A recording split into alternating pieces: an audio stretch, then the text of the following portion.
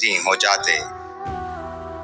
یہی طریقہ جاری رہا یہاں تک کہ آپ پر حق منکشف ہو گیا اور آپ غار حرا ہی میں قیام پذیر تھے کہ اچانک حضرت جبرائیل علیہ السلام آپ کے پاس حاضر ہوئے اور کہنے لگے کہ اے محمد پڑھو۔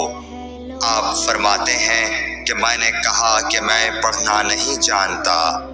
آپ صلی اللہ علیہ وسلم فرماتے ہیں کہ فرشتے نے مجھے پکڑ کر اتنے زور سے بھینچا کہ میری طاقت جواب دے گئی، پھر مجھے چھوڑ کر کہا پڑھو۔ میں نے پھر وہی جواب دیا کہ میں پڑھا ہوا نہیں ہوں۔ اس فرشتے نے مجھ کو نہایت ہی زور سے بھینچا کہ مجھ کو سخت تکلیف محسوس ہوئی، پھر اس نے کہا کہ پڑھ۔ میں نے کہا میں پڑھا ہوا نہیں ہوں۔ فرشتے نے تیسری بار مجھ کو پکڑا اور تیسری مرتبہ پھر مجھ کو بھینچا، پھر مجھے چھوڑ دیا اور کہنے لگا کہ پڑھو اپنے رب کے نام کی مدد سے جس نے پیدا کیا اور انسان کو خون کی پھٹکی سے بنایا۔ پڑھو اور آپ کا رب بہت ہی مہربانیاں کرنے والا ہے۔ بس یہی آیتیں آپ حضرت جبرائیل علیہ السلام سے سن کر اس حال میں غار حرا سے واپس ہوئے کہ آپ کا دل اس انوکھے واقعے سے کانپ رہا تھا۔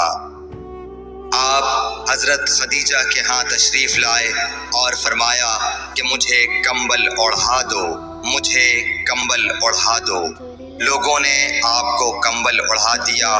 جب آپ کا ڈر جاتا رہا تو آپ نے اپنی زوجہ محترمہ حضرت خدیجہ رضی اللہ تعالی عنہا کو تفصیل کے ساتھ یہ واقعہ سنایا اور فرمانے لگے کہ مجھ کو اب اپنی جان کا خوف ہو گیا ہے۔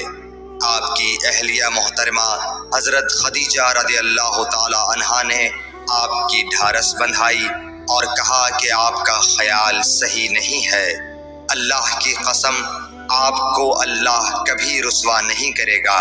آپ تو اخلاق فاضلہ کے مالک ہیں، آپ تو کنبہ پرور ہیں، بے کسوں کا بوجھ اپنے سر پر رکھتے ہیں، مفلسوں کے لیے آپ کماتے ہیں، مہمان نوازی میں آپ بے مثال ہیں اور مشکل وقت میں آپ امر حق کا ساتھ دیتے ہیں۔ ایسے اوصاف حسنہ والا انسان یوں بے وقت ذلت و خواری کی موت نہیں پا سکتا۔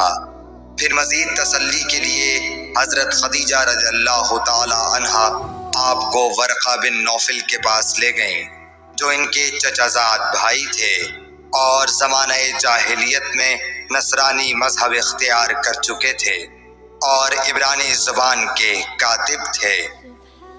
چنانچہ انجیل کو بھی حسب منشائے خداوندی عبرانی زبان میں لکھا کرتے تھے۔ انجیل سریانی زبان میں نازل ہوئی تھی، پھر اس کا ترجمہ عبرانی زبان میں ہوا۔ ورقہ اسی کو لکھتے تھے۔ وہ بہت بوڑھے ہو گئے تھے، یہاں تک کہ ان کی بینائی بھی رخصت ہو چکی تھی۔ حضرت خدیجہ رضی اللہ تعالی عنہا نے ان کے سامنے آپ کے حالات بیان کیے اور کہا کہ اے چچا زاد بھائی، اپنے بھتیجے محمد صلی اللہ علیہ وسلم کی زبانی ذرا ان کی کیفیت سن لیجئے۔ وہ بولے کہ بھتیجے آپ نے جو کچھ دیکھا ہے اس کی تفصیل سناؤ۔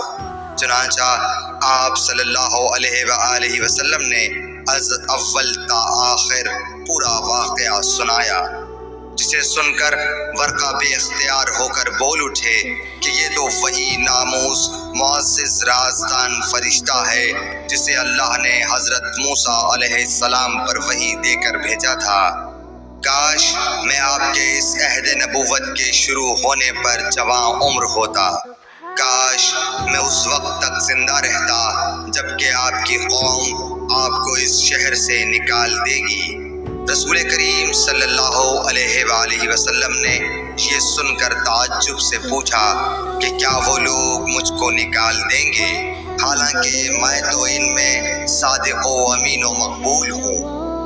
ورقہ بولا ہاں یہ سب کچھ سچ ہے، مگر جو شخص بھی آپ کی طرح امر حق لے کر آیا لوگ اس کے دشمن ہی ہو گئے ہیں۔ اگر مجھے آپ کی نبوت کا وہ زمانہ مل جائے تو میں آپ کی پوری مدد کروں گا۔